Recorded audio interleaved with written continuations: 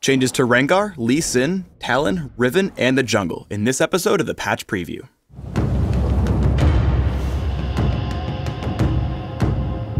Hello everybody, welcome to the first patch preview of 2013. As always, we'll be talking about the changes coming into the next update for League of Legends, and though this video won't cover every single change in the patch, we have selected a few of the more delicate ones to guide you through our thought process behind these decisions. With me this week, I have an awesome dude who, if you put in blue armor, would look just like Tarek.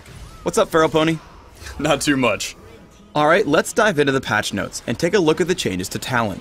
Sure, so we've known Talon for a while has been dealing a little bit too much damage in teamfights, especially with his ultimate, and with all the changes in Season 3 that have really helped out, AD Assassins and AD Casters especially, this has really pushed him over the edge, so we're going to be taking that down a little bit.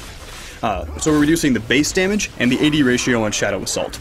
While we were looking at Talon, we found this nasty bug with Cutthroat, where the damage amplification wasn't actually applying, so we fixed the bug, but this caused a huge spike in his late game damage output, so we're also reducing the damage a bit on Noxie and Diplomacy to account for this bug fix.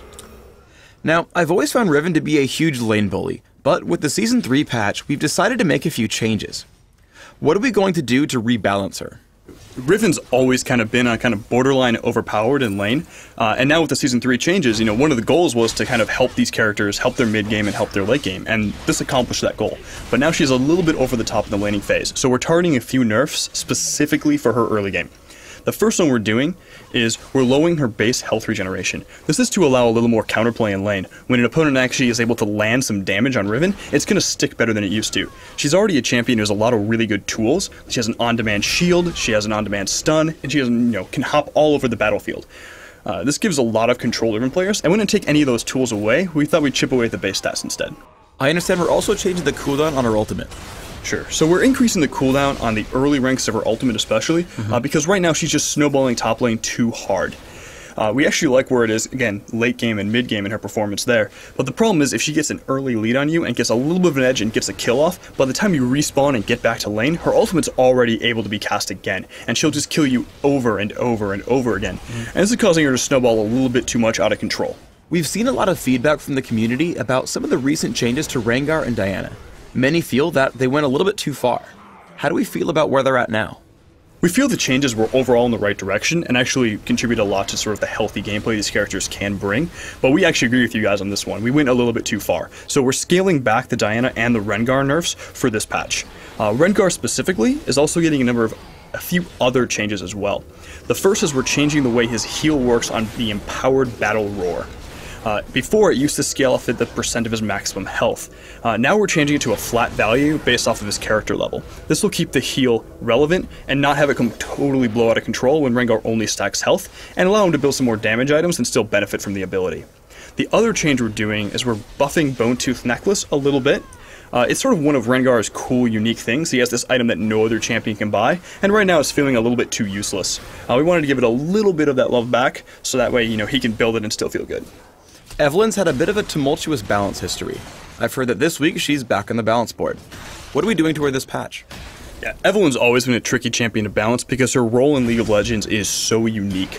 Right now, I actually feel her core gameplay is pretty good. The one thing that's kind of out of line and causing her to snowball out of control is really her ultimate.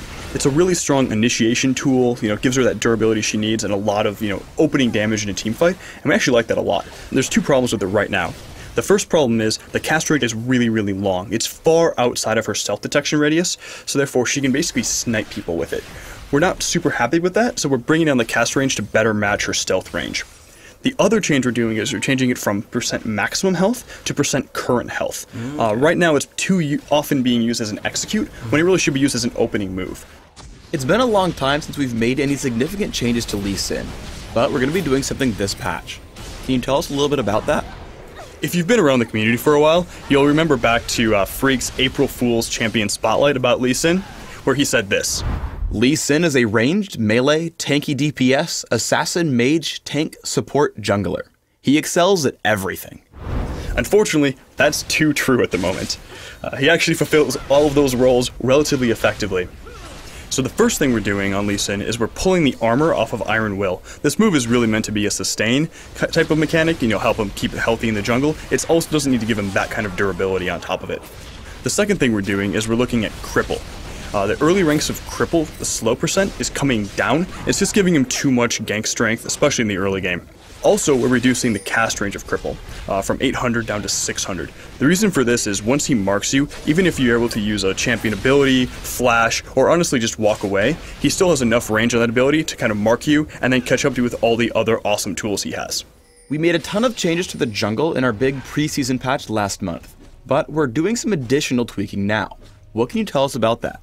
You're going to see a lot of lines in the patch notes about this, but they're all geared around two different things. The first being, we still think that area of effect junglers are a little bit too dominant over their single target counterparts. So we're taking a little bit more health out of the small monsters and putting it into the big monsters to kind of even this out a bit. The second change we're doing is we're putting a bit more gold back into a couple of the camps. This is sort of give more of a trade-off between ganking and applying lane pressure and farming the jungle repeatedly. In addition, you'll see some of these more carry junglers who are farming the jungle effectively have a lot more gold and contribute better to late game. That's it for this episode of League of Legends Patch Preview. Please subscribe to the Riot Games YouTube channel above and leave us your comments just below the video. Thanks for watching.